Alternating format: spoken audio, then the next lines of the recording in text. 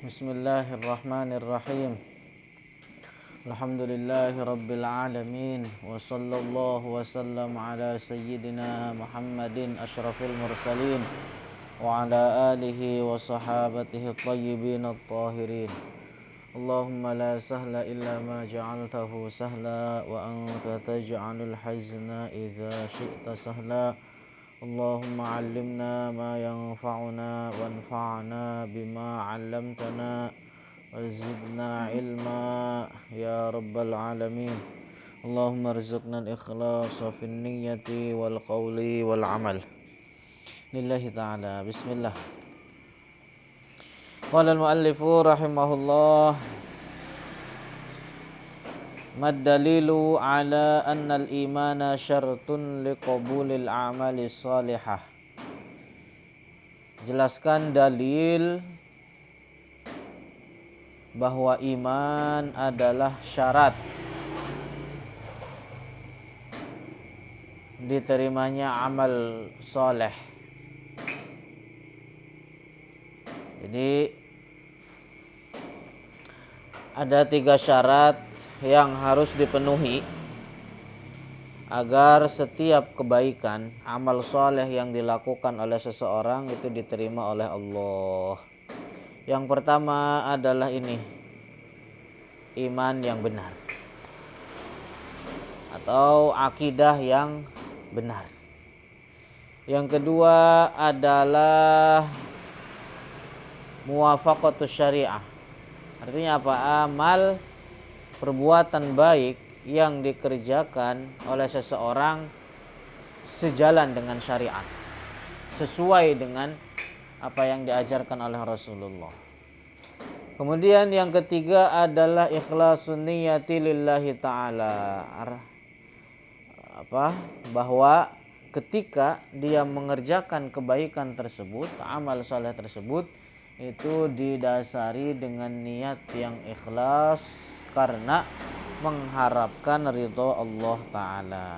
Nah, sekarang akan kita jelaskan apa dalil yang menunjukkan bahwa iman adalah syarat diterimanya amal soleh, bahwa akidah yang benar adalah syarat diterimanya amal soleh. Al-jawab, qala ta'ala, wa man ya'mal minas salihati, dan orang-orang yang beramal minas salihati, dari kebaikan-kebaikan, min zakarin au unsa, baik laki-laki ataupun perempuan, wa huwa mu'min, dan dia adalah seorang yang beriman. Artinya apa? Disyaratkan agar kebaikan yang dilakukan, amal soleh yang dikerjakan adalah yang melakukan perbuatan tersebut, kebaikan tersebut berada di dalam iman. Jadi ini adalah pondasi dasar yang menjadi syarat diterimanya amal soleh menurut Allah. Jadi makanya iman Islam adalah nikmat terbesar yang Allah berikan kepada kita. Orang yang kehilangan iman, maka dia merugi. Orang yang kehilangan iman merugi.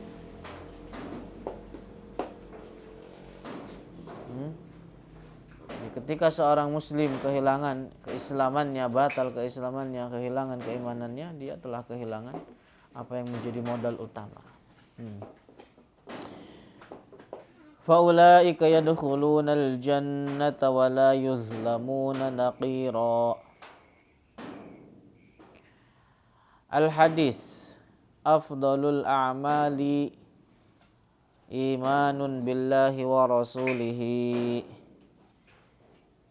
Amal yang paling afdal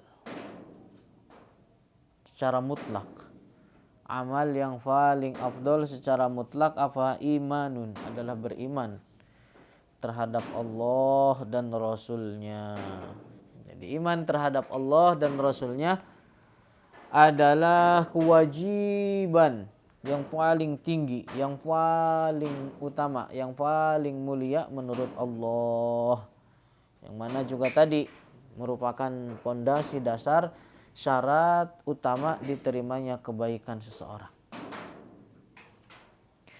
Adapun orang yang tidak beriman terhadap Allah, tidak beriman terhadap Rasulullah, maka tidak ada pahalanya, tidak ada kebaikannya sedikit pun kelak di akhirat. Sekalipun dia di dunia melakukan banyak gambaran-gambaran kebaikan, memberikan makan terhadap manusia dan lain sebagainya, ketika dia mati tidak membawa iman, maka di akhirat tidak ada kebaikan bagi dia sedikit pun. Adapun orang-orang kafir dibalas di dunia atas kebaikan yang mereka lakukan. Bukankah orang-orang kafir di dunia juga mereka ada yang melakukan kebaikan-kebaikan? Nah, atas kebaikan ini Allah balas terhadap mereka di dunia juga dengan diberikan harta. Itu kenikmatan buat mereka. Diberikan kesehatan, diberikan keturunan. Akan tetapi di akhirat tidak ada bagi orang-orang kafir kebaikan sedikit pun. Maka alhamdulillah atas nikmatnya pemahaman terhadap akidah Ahlus Sunnah wal Jamaah. Alhamdulillah.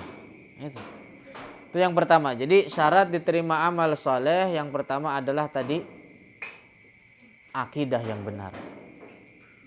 Akidah yang benar. Pentingnya orang belajar akidah itu.